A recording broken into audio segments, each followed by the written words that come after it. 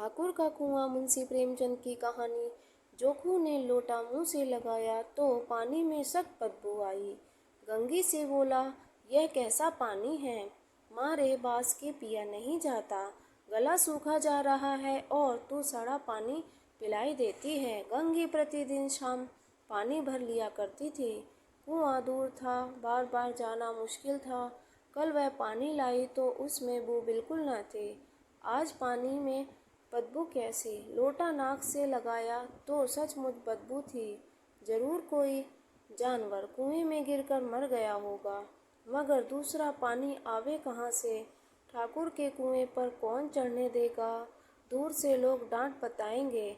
साहू का कुआं गांव के उस सिरे पर है, परंतु वहां कौन पानी भरने देगा? कोई कुआं गांव में नहीं है। जोखू कई दिन से बीमार है। कुछ देर तक तो प्यास रोके चुप पड़ा रहा, फिर बोला, अब तो मारे प्यास के रहा नहीं जाता। ला थोड़ा पानी नाक बंद करके पी लूं। गंगी ने पानी न दिया। खराब पानी से बीमारी बढ़ जाएगी इतना जानती थी, परंतु यह न जानती थी कि पानी को उबाल देने से उसकी खराबी जाती रहती है। बोली, यह पानी कैसे पियोगे? न जाने कौन जानवर मरा है। कुएं से मैं दूसरा पानी लाए देती हूँ। जोखू ने आश्चर्य से उसकी ओर देखा। पानी कहाँ से लाएगी? ठाकुर और साहू के दो कुएं तो हैं, क्यों एक लोटा पानी न भरने देंगे? हाथ पांव तुड़वा आएगी और कुछ न होगा। बैठ चुपके से, ब्राह्मण देवता आशीर्वाद देंगे, ठाकुर लाठी मारेंगे, साहू जी एक पाँच लेंगे। गरीबी का दर्द कौन समझता है? हम तो मर भी जाते हैं तो कोई द्वार पर झांकने नहीं आता। कंधा देना तो बड़ी बात है, ऐसे लोग कुएं से पानी भरने देंगे? इन शब्दों में कड़वा सत्य था। गंगी क्या जवाब देती, किंतु उसने वह बदबूदार पानी पीने को न दिया। रात के 9 बजे थे। थके मांदे मजदूर तो सो चुके थे। ठाकुर के दरवाजे पर 10-5 बेफिक्रे जमा थे। मैदान में बहादुरी का तो न जमाना रहा है न मौका। कानूनी बहादुरी की बातें हो रही थीं। कितनी होशियारी से ठाकुर ने थानेदार को एक खास मुकदमे की नकल ले आए। नाजिर और मुहतमिम सभी कहते थे, नकल नहीं मिल सकती। कोई 50 मांगता, कोई 100। यहाँ बे पैसे कौड़ी नकल उड़ा दी। काम करने ढंग चाहिए। इसी समय गंगी कुएं से पानी लेने पहुंची। कुप्पी की धुंधली रोशनी कुएं पर आ रही थी। गंगी जगत की आड़ में बैठी मौके का इंतजार करने लगी। इस कुएं का पानी सारा गांव पीता है, किसी के लिए रोका नहीं। सिर्फ ये बदनसीब नहीं भर सकते। गंगी का विद्रोही दिल रिवाजी पाबंदियों और मजबूरियों पर चोटें करने लगा। हम क्यों नीच हैं और ये लोग क्यों ऊंचे हैं? इसलिए कि ये लोग गले में तागा डाल लेते हैं। यहाँ तो जितने हैं एक से एक छठे हैं। चोरी ये करे, जाल फरेब ये करे, झूठे मुकदमे ये करे। अभी इस ठाकुर ने तो उस दिन बेचारे गडरिये की भेड़ चुरा ली थी और बाद में मार कर खा गया।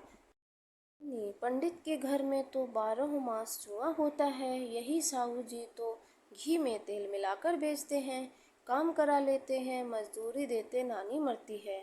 किस किस बात में हमसे ऊंचे हैं? हम गली गली चिल्लाते नहीं कि हम ऊंचे हैं, हम ऊंचे हैं। कभी गांव में आ जाती हूँ तो रस भरी आँख से देखने लगते हैं, जैसे सबकी छाती पर सांप लौटने लगता है। परंतु घमंड यह कि हम ऊंचे हैं। कुएं पर किसी के आने की आहट हुई। गंगी की छाती धक धक करने लगी। कहीं देख ले तो गजब हो जाए, एक लात भी तो नीचे न पड़े। उसने घड़ा और रस्सी उठा ली और झुककर चलती हुई एक वृक्ष के अंधेरे साए में जा खड़ी हुई। कब इन लोगों को दया आती है किसी पर? बेचारे महबू को इतना मारा कि महीनों लहू थूकता रहा, इसलिए तो कि उसने बेगार न दी थी। इस पर ये लोग ऊंचे बनते हैं। कुएं पर स्त्रियां पानी भरने आई थीं। इनमें बात हो रही थी, खाना खाने चले और हुक्म हुआ कि ताज़ा पानी भर लाओ। घड़े के लिए पैसे नहीं हैं। हम लोगों को आराम से बैठे देखकर जैसे मर्दों को जलन होती है। हाँ, यह तो न हुआ कि कलसियाँ उठाकर भर लाते, बस हुक्म चला दिया कि ताज़ा पानी लाओ। जैसे हम लौंडिया ही तो हैं, लौंडिया नहीं तो और क्या हो तुम, रोटी कपड़ा नहीं पाती। 10-5 रुपए भी छीन झपट कर ले ही लेती हो। और लौंडियाँ कैसी होती हैं, मत लजाओ दीदी। दिन भर आराम करने को जी तरस कर रह जाता है। इतना काम किसी दूसरे के घर कर देती तो इससे कहीं आराम से रहती। ऊपर से वह एहसान मानता, यहाँ काम करते करते मर जाओ। पर किसी का मुंह ही सीधा नहीं होता। दोनों पानी भरकर चली गईं तो गंगी वृक्ष की छाया से निकली और कुएं की जगत के पास आई। बेफिक्रे चले गए थे। ठाकुर भी दरवाजा बंद कर अंदर आंगन में सोने जा रहे थे। गंगी ने क्षणिक सुख की सांस ली। किसी तरह मैदान तो साफ हुआ। अमृत चुरा लाने के लिए जो राजकुमार किसी जमाने में गया था, वह भी शायद इतनी सावधानी के साथ और समझ बूझ कर न गया हो। गंगी दबे पांव कुएं की जगत पर चढ़ी। विजयी का ऐसा अनुभव उसे पहले कभी न हुआ। उसने रस्सी का फंदा घड़े में डाला, दाएं बाएं चौकन्नी दृष्टि से देखा, जैसे कोई सिपाही रात को शत्रु के किले में सुराग कर रहा हो। अगर इस समय वह पकड़ ली गई तो फिर उसके लिए माफ़ी या रियायत की रत्ती भर उम्मीद नहीं। अंत में देवताओं को याद करके उसने कलेजा मजबूत किया और घड़ा कुएं में डाल दिया।